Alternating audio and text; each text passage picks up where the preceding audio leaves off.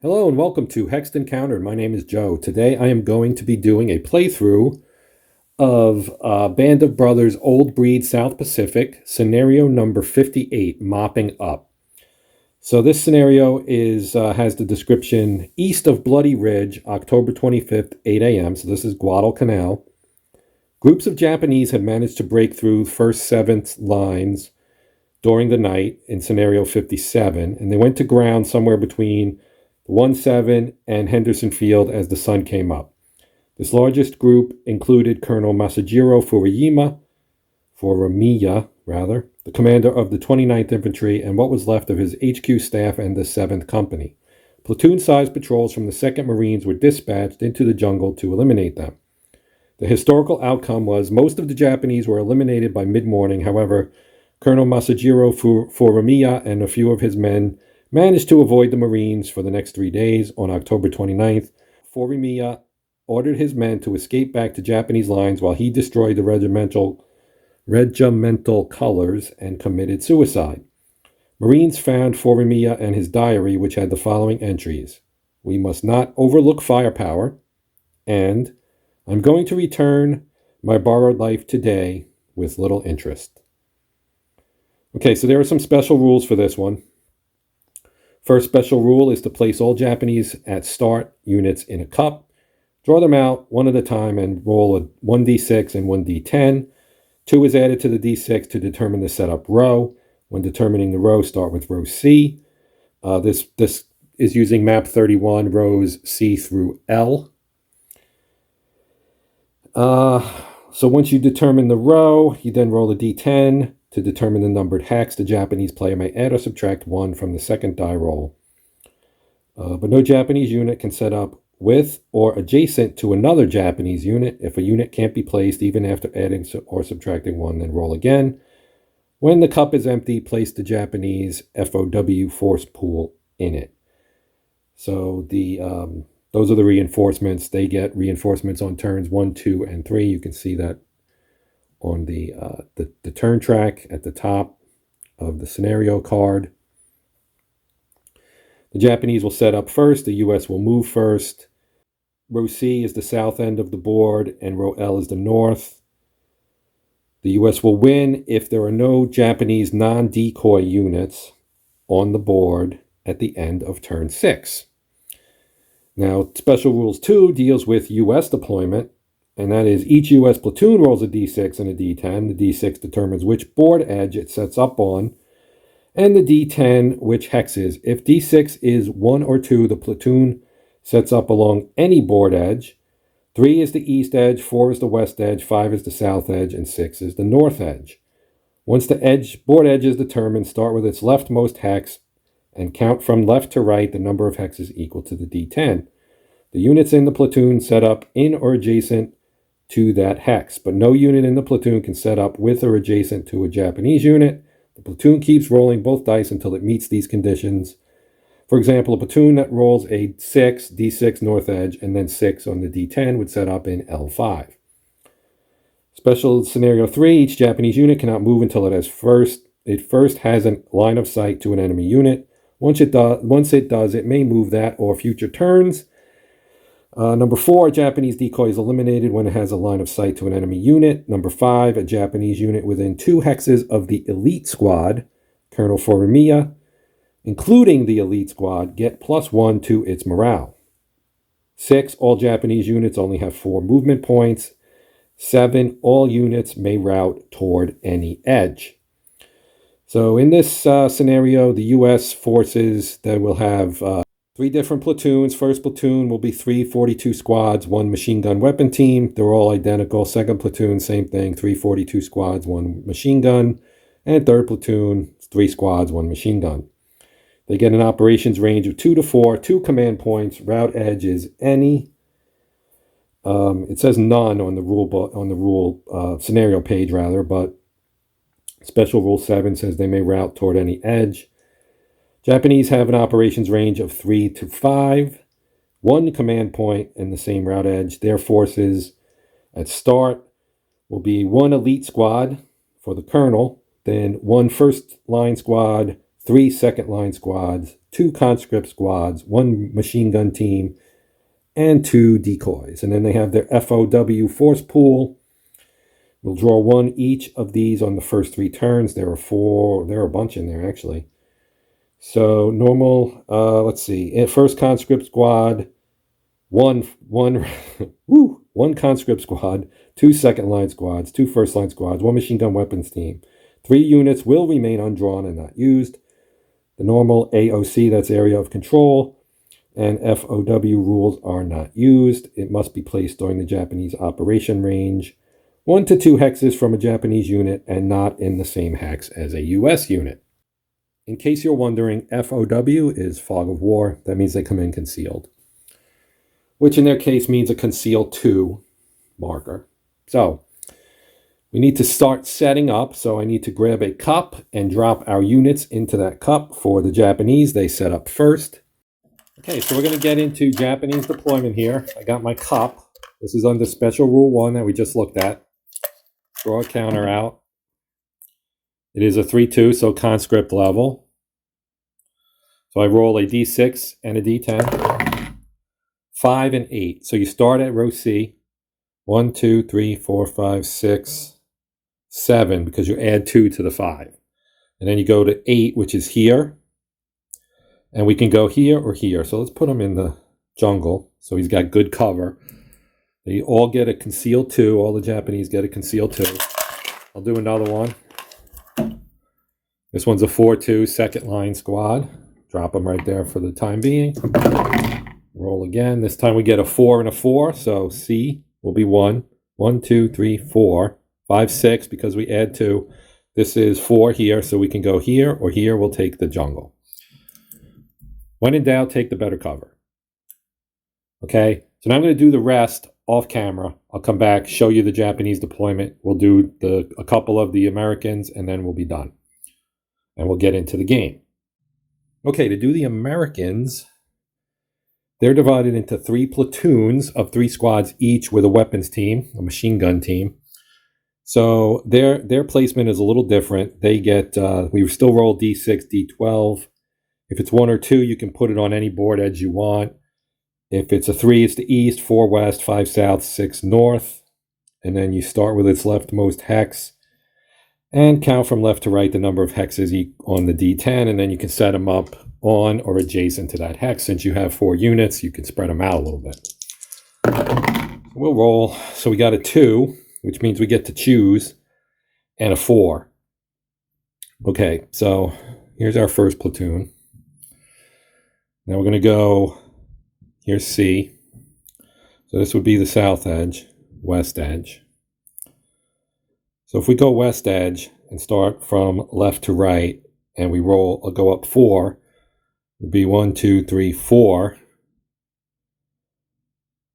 But they can't be adjacent to any Japanese unit. So let's go up to the top edge, which is L, right? And we'll go across here. So we'll go 1, 2, 3, 4. So we'll start here like this. I'll put my weapons team here. We'll put one there. And I might put my machine gun with my weapons team there. Okay, so that's 1. Most of our dudes are at the top here in row L. We have 1 platoon down south. We can get like a little 2-pronged attack here. Okay, so the U.S. has the initiative. The Japanese, when we get to their operations phase, you see the little rising sun here. So it has to be placed during the Japanese operations phase. It can be 1 to 2 hexes from a Japanese unit and not in the same hex as a U.S. unit. So when we get to the Japanese operations phase, I'll draw one of their replacements out of the cup. We'll place it on the board within 1 or 2 hexes as a Japanese unit. U.S. gets to go first. So we're in turn 1. Put the marker on 1. All right, so the first thing we're going to do is I would like to try to see if I can get a hit on one of these two, just to kind of figure out what they are. So I have my weapons team here, my machine gun with a 7. I do have kunai, which will be a -1 for hindrance. Actually, yeah, because we're firing through it, I think that's going to be a hindrance. You get 1 for every 2 hexes rounded up. So 1 rounded up is still going to be 2. So there is a hindrance here, which is a -1. Then I get a -2 for the jungle and a -2 for the conceal. So that's a -5. So we're rolling on a 2. We got a 2. How about that? So we do reveal this guy. And it's the, I actually forgot who was here, but that's actually the colonel. So he gets suppressed. And I forgot to do facing. So let me correct that. So they should be well, I don't know how they'd be facing, actually. They could be facing north. Their facing is correct. Their facing is backwards. So let's turn these guys around. So we used our machine gun. So we'll put a used on there. Now this guy's going to move. And he's going to go here, which opens him up to opportunity fire. So this guy will fire, which removes his concealment. And that's a machine gun. So it gets a -1 for the hindrance there. And it does say that it's not considered moving through open ground, right? So you wouldn't get the +4 for being close and moving through open ground, nor would you get adjacent because they're not adjacent. So it's 7 -1. So that's going to be a 6. So we're going to roll 1 die and get a 3. Now their casualty ratings are 4, so that's just suppression. These guys get a used. Now this guy will try to shoot as well. He needs to roll a 7. He did, so he's successful, and now he gets to roll, and he does get adjacent, so that's a +3. So that's an 8 -1 would be a 7. And he rolls a 7, so that will add another level of suppression. So he is now fully suppressed. Now I'm going to attempt to roll a 2 so that I can get into this hex for melee. And I didn't do it. So he's done. He's used. That's 2. My operations range, excuse me, is 2 to 4. What I'm going to do now is I'm going to use this guy, and he's going to go here. Now, he did opportunity fire, so he's also used. So now he can do final opportunity fire because he's adjacent. So he'll take a crack at it. I actually used a 5 there and a 7 there, and I shouldn't have. It should have been 6 and 4. So in this case, that would mean he's actually not suppressed. I'm not going to move him into melee. I'll take that result, but he's not fully suppressed because then he rolled a 7, which would have been a miss.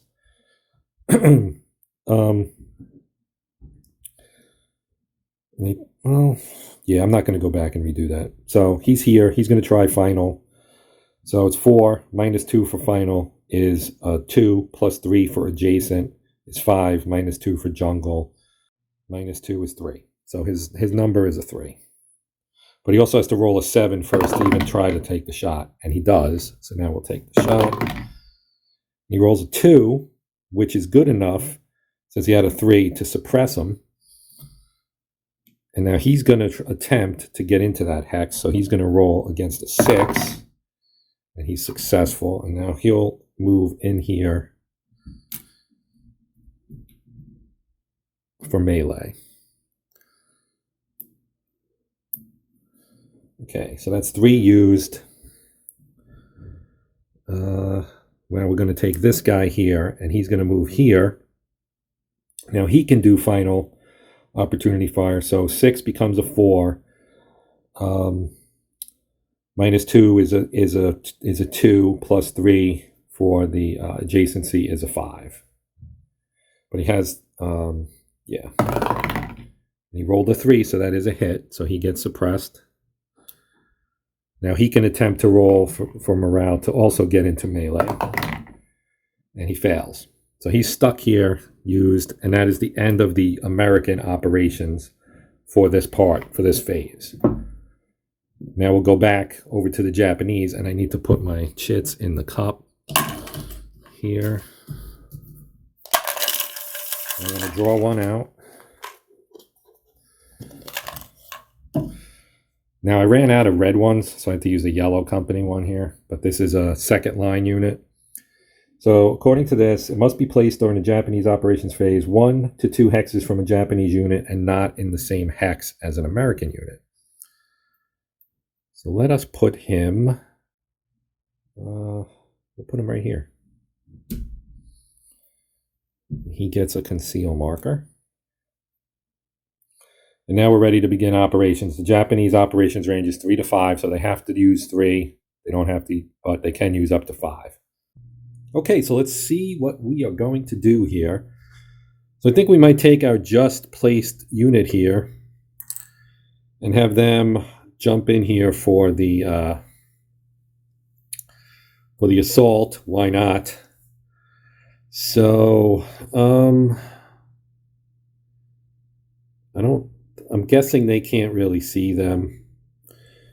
So they're going to just go. I'm just going to put them in here for melee. Okay, so our second activation. Let's have this guy. Oof, man, his firepower is only a 3. Maybe we won't have him do anything. Let's set him up for op fire. Okay, so that's 2. So let us put a op fire marker on this guy here. Now, in theory, he can see this one, but there's a lot of hindrance here, and that's not a decoy. So again, I think in terms of, their doctrine, they're trying to survive, I think, more than anything else. So I'm not going to have them fire here, which would reveal their location, remove their concealment, and then that would leave them open to then being attacked by the Americans. Now, talking about the facing, I feel like this guy should be facing this way, and I'm ending up playing this as if he's facing this way, and as if this guy is also facing this way. Now, I didn't set them up that way, and I should have, but I didn't. So we'll just use it like that for now, because otherwise I would have to place a flank counter here, and I don't necessarily want to do that. So we should turn all of these guys. I should have placed them like facing out, and maybe this guy would be facing down, and maybe this guy would be facing in, and this guy would be facing out. He's fine. This guy's probably fine. These guys could go either way. This guy should probably be this way, just for, pointing towards more open terrain as opposed to in the jungle. So that's what I'm going to do as far as the facing for these guys. I guess based on that theory, he should be facing this way, even though I know there are American units up here. Because we do know that there are also units here. And these guys they can get up adjacent to them in one turn if I use one of my command points for the Americans. Okay, so we are going to flip back to the Marines now. And so everybody else is up here at the northern map edge. So what we're going to do here is I'm going to actually move them. We're going to come through the jungle at this guy, basically disproving what I just said about, facing and everything. So I have 2 units here. Now, I should have put an out. Oh, that's a decoy anyway. So the rule for the, I am going to move them, so I'm just going to remove this marker. So they're going to move That's 3. Okay, and then if I move them here, that would require 3 more, and their movement is 5, so I'm going to spend a command point. And now they are facing the wrong way. So as far as op fire goes, when they're facing the wrong way, they can change their facing to fire and take a -1. So I guess in theory it's probably worth it to do that. So we're going to spin. The other option would be to not. But they do have the op fire marker, so that would mean they would start at a 4, go down to a 3. And then this becomes a used marker. But so, and these guys are also used. So they're going to do opportunity fire. So they start at a 4. They get a -1 for having changed their facing. So that becomes a 3. They get a +3 for adjacency, so that's a 6. But they take a -2 for the jungle terrain, so it comes back down to a 4. And they rolled a 3, so they succeed in suppressing them. And now we will have these guys attempt assault fire, and so they need to roll a 6 first to pass their morale check. They rolled a 10, so they do not. Okay, now we do have this guy here. He's technically still concealed. If I move him here, you know what? Let's do it. So he's going to move here. And as he does, he's going to change his facing to this direction. And so he's going to fire at this guy. And I'm going to elect not to have this guy fire so that he can keep the -2 conceal marker for now. So this looks like it passes through this hex here, so that's a hindrance. So it's going to be a -1. So it's 6 because it's assault fire. 6 -1 is 5. The range is fine. He's going to get a -2 for the jungle and a -2 for the concealment. So that 5 is going to come all the way down to a 1. So it's kind of, even though I'm playing both sides, I'm trying to kind of mitigate it. It would make more sense for the Japanese to not fire in this situation. And he rolled a 6. It's actually not a 2, it's a 6. So I'm going to drop a used on here. And he maintains his concealment. So now I've used 2, and I can stop if I want to. But I don't want to. What I'm going to do here is I'm going to take I'm probably going to fire both of these guys in the hopes, you know what, we're going to move. We're going to move. So we'll move here. That's 3. Not 3, 1.5. Because kunai is 1.5, so he can move here as well, which would then be 3. Now he would need 3 more to move into melee, which we will do, but we have to do the op fire here. So we do have an op fire, so it's going to remove their concealment. So he's going to fire. Now he's facing the right way, so he gets to use his proficient firepower, which is 3. They're adjacent. They get kunai grass gives you a -1. So that 3 becomes a 2, but we get 3 more for being adjacent, so it's a 5. So we roll here and we get a 1, and 5 -4, or 1 + 4 is 5. That's their firepower. So he gets fully suppressed and reduced, which is bad and not what I was hoping to have happen there.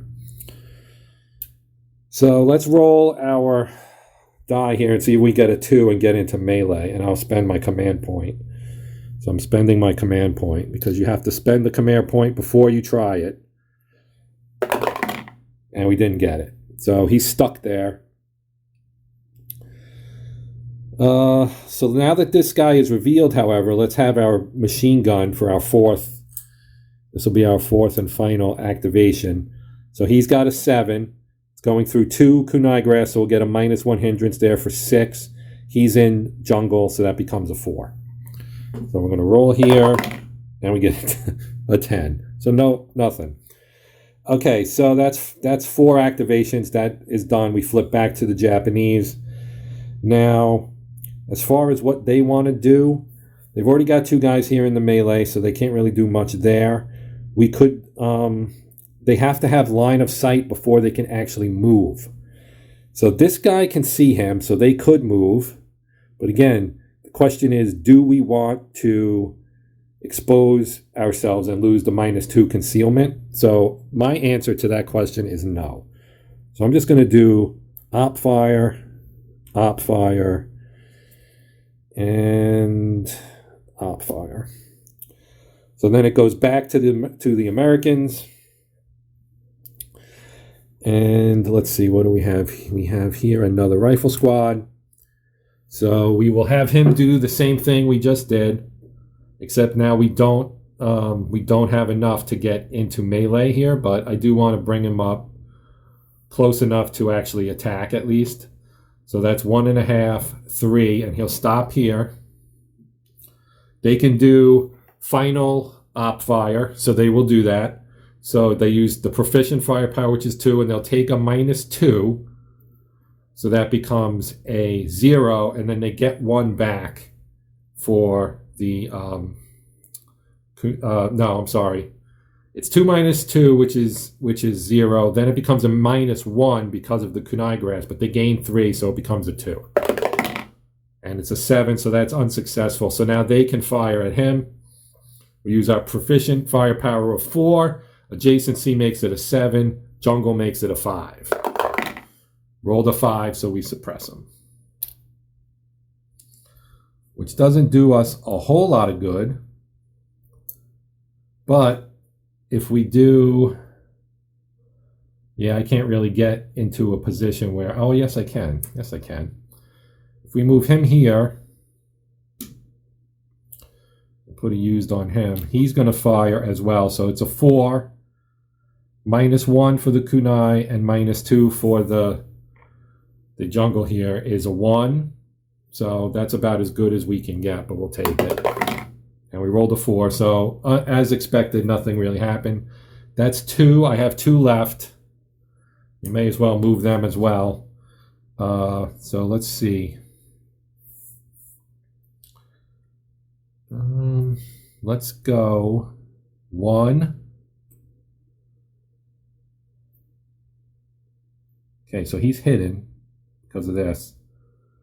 2, 3, or no, 1, 2, 5. Now he has line of sight and he can fire on him. But again, do we want to do that? You know what? In this case, I think we will. So we'll take the op fire off. He's going to be used. So firepower is actually no. Well, because of the hill, I'm thinking he actually can't. So let me undo that. So he's going to sit tight because this hill, it's not a direct shot. So that hill is going to obstruct his line of sight. This guy, however, can fire. But again, is it worth it? Oh, it's a decoy. As soon as a decoy gets line of sight on an enemy, they get removed. According to the special rule number 4. So the decoy is out. Okay. So let's drop a used on him. And then we're going to move his buddy. Let's do this. 1, 2, 3. And we'll mark him used. And that will end the American turn. Now the Japanese, if these 3 guys, they don't have line of sight to any American units. Therefore, they can't do anything. I'm just going to mark them op fire. And I'm going to call it done, I guess. So I'm going to call it done. Now we have to do our route check, right? So they're in melee. We have melee here. So they are in melee. And we do have, well, they're not in melee, actually, now that I think about it. They are not in melee. They are fully suppressed. So they are going to have to check for routing. The guy underneath doesn't, so I'll just put him on the bottom because chances are good he's going to run. Where did I put, oh, there it is. All right. So we need a 2 because he's fully suppressed, and we got a 6, as expected. So all he really needs to do is move back 1 into the jungle, and he's good. So he routed out of there. Now we'll check down here. We have, because again, the routing rules are quite simple. If they are in the same hex and location as an enemy unit, so that would be melee, which they are. If they're adjacent to an enemy unit not in melee, which is what the situation was here, and they are not in beneficial terrain and are within 5 hexes of an enemy unit. So that's why this jungle is good enough, because it's beneficial terrain. So that covers that eventuality. So we need to check this guy here. He needs to roll greater than a 6 to not bug out of the melee. Or lower than a 6. Frick. All right. So he's going to go through the kunai and then into there. Now, as they retreat, it's not considered normal movement and does not trigger op fire. Okay, so now by doing that, we have to do this one as well. We have to do the Japanese too, and the bottom guy here is suppressed. So let me put this guy here. So since he's suppressed, he has to roll because he is still adjacent to. Oh, I have one more American to do first. He's also suppressed. Okay, so he stays, and now we'll roll for the Japanese. Their morale is a 7. He does have Sai Shin, which I think makes him immune, so we're not going to roll for the Japanese. So I lost my melee, which is a bummer, but that's going to end turn 1. So as that ends turn 1, the next step is the resolution phase. Is that what it's called? I forget what it's called. Recovery phase. That's it. I knew it was an R. Recovery phase, where we move all the markers off. Everybody recovers 1 step of suppression. So the fully suppressed will become light suppressed. The light suppressed will go away, and they'll just be back at normal. So nothing really great or bad happened in that turn, but that's going to end turn 1, and I'm going to end the video here as well. We'll wrap this up. This will be part 1. This is probably going to be a 3-parter because we have 6 turns. I will try to get through turns 2 and 3 at least in part 2. And then part 3, we'll probably have fewer units. It'll be a little bit faster to go through the turns. We can do 4, 5, and 6 as part 3 and wrap up the series and have none of these videos be 90 minutes long or something. So that's going to do it. As always, my name's Joe. This is Hexed Encountered. Please consider liking, sharing, subscribing, etc., etc. I appreciate the support. Yeah, so that's it. Look forward to seeing part 2, or I hope you look forward to seeing part 2. But until next time, this is Joe again, and happy gaming.